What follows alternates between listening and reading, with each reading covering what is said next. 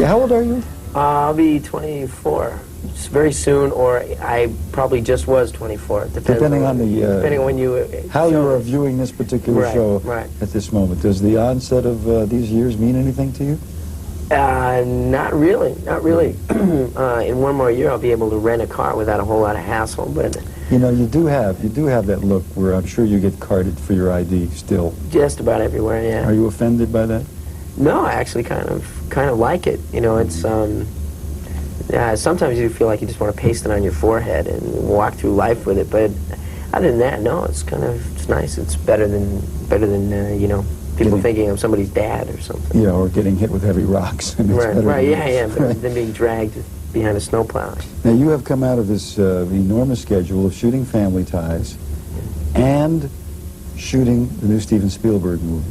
Right. And you were doing them both at the same time? Right. I would do Family Ties in the daytime. My driver would come and pick me up around 9 o'clock, and I'd work on Family Ties from about 10 to about 6:30, and then the driver would come and pick me up and take me to Universal, and I would work on Back to the Future till about 2:30 in the morning. It was great. I lived.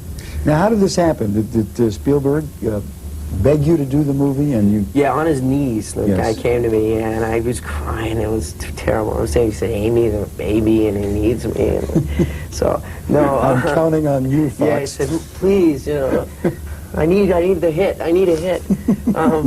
No, he's a good friend of Gary Goldberg's, who produces Family Ties, and apparently they came to Gary a long time ago and suggested to Gary that he would let me do it.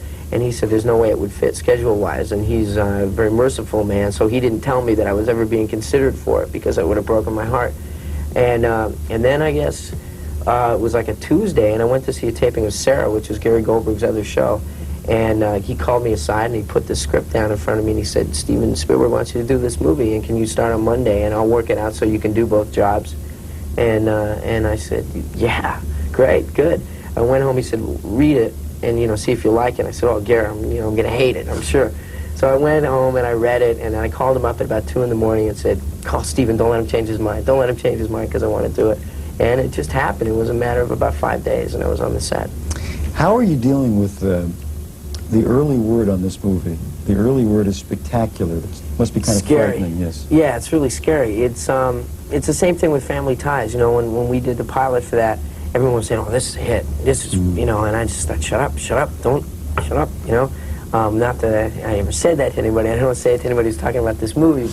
I mean, I think it's great that they're all excited, but it is a little scary because they're only giving us one option, and that is to win. And you know what? If you don't win, will you be the same guy? Yeah. Will you handle it well? Yeah. Yeah, I think so. I don't know. I kind of what I call a healthy paranoia, and so anyway, so I don't think I'll ever get to the point where I'm saying, you know, I get this movie and all this stuff, because I think I'd stop being creative, and I think I'd start being a jerk, and I don't think I could really live with it. Have you ever risked becoming arrogant? I don't know. It's hard for me to say. It's hard to be objective. I know that I really try not to, or don't even really have to try. I think, you know, if I were to go home, that's always the best judge. If I was to go back to Canada and try and play any kind of trip about being a big Hollywood star or whatever, I think I get a bop in the head and like a lawnmower in my hands, you know, like that. Be like, rake the leaves, star.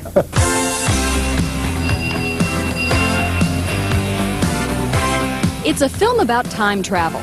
The vehicle, a nuclear-powered DeLorean. It's a film about imagination. The mad scientist is Christopher Lloyd. And it's a film about destiny. How far are you going? About 30 years.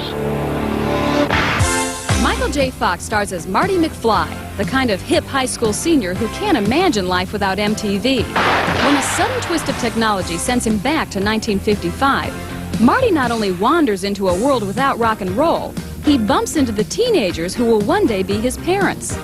But Marty has accidentally tampered with history and must somehow set things straight before getting back to the future. A pretty funny and thought-provoking premise, and if it at all sounds very Spielberg-esque, there's a good reason. He was always there if we ever got into trouble, and you can't have anyone better in that position, I don't think, than Steven Spielberg.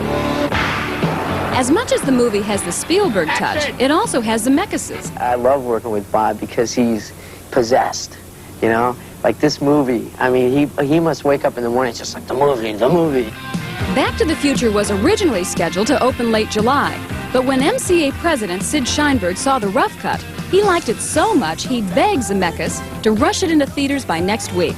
And while no one can accurately predict the future, many are predicting that Back to the Future has the makings of a summer sizzler. It's just got everything in it. Whoever sees it, I think most people are going to really have a good time and get their money's worth, which is just a wonderful thing, you know? It's like, I definitely got my $5.50 or $6 worth, you know?